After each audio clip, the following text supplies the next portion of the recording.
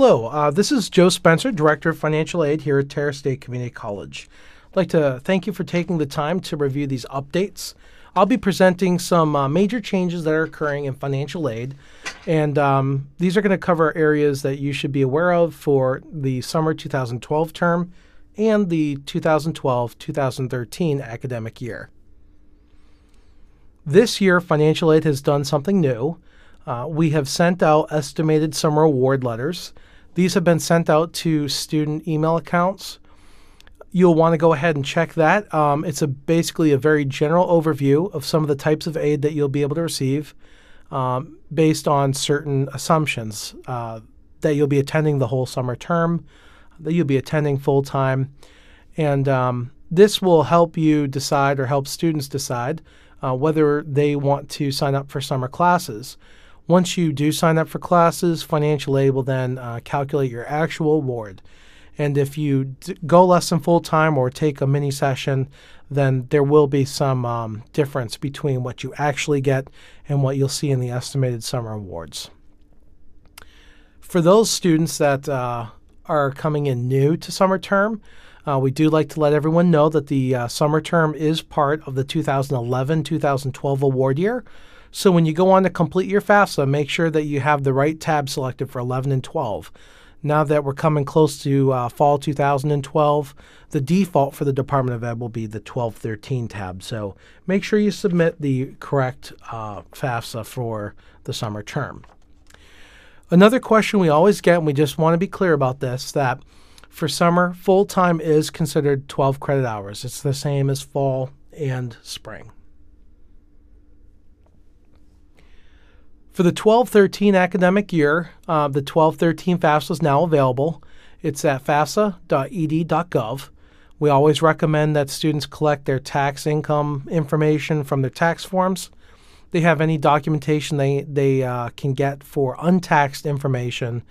And then for students that maybe live with relatives or receive help purchasing food, that we also have an idea of in-kind income that we receive.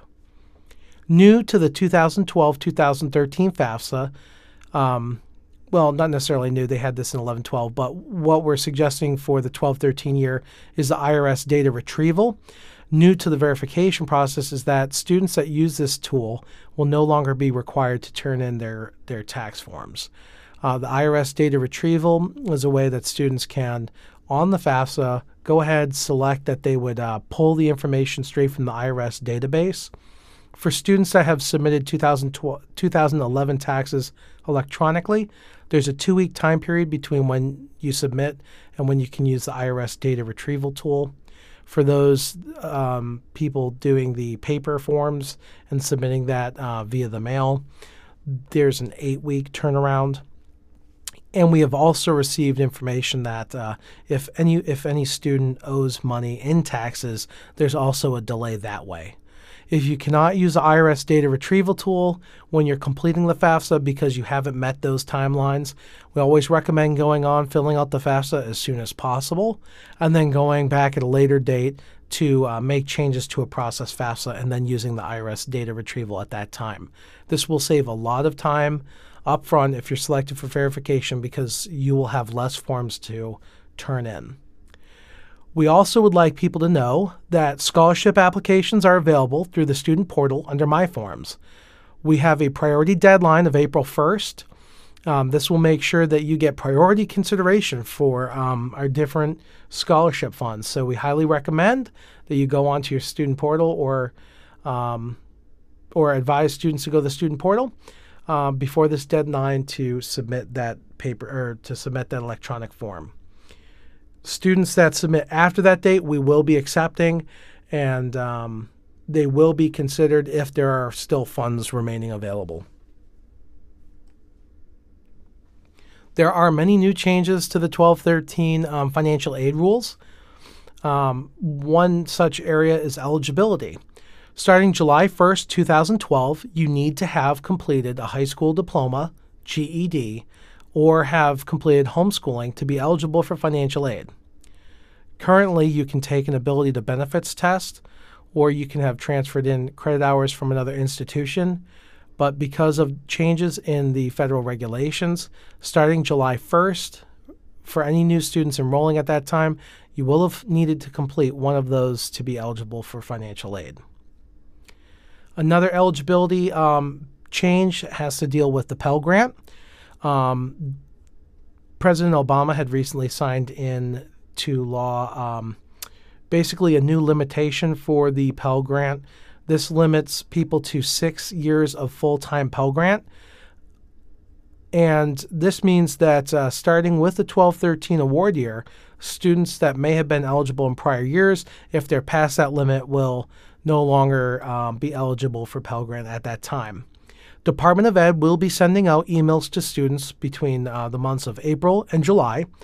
And once July hits, we will be getting more formal information from them regarding student statuses, and we will be contacting students. So make sure that if you receive an email concerning Pell Grant, that you're aware that it has come from the Department of Education, and you should contact financial aid if you have any questions. Another major area of changes for the 12-13 award year is in the area of verification. Previously, if a student was selected for verification, we would ask for a signed copy of the student or parent tax forms, the federal form 1040, 1040A, or 1040EZ. New changes in the regulations state that we will only be accepting tax transcripts submitted from the IRS. Please note that there are two different types of transcripts you can get from the IRS, a tax transcript or a account transcript.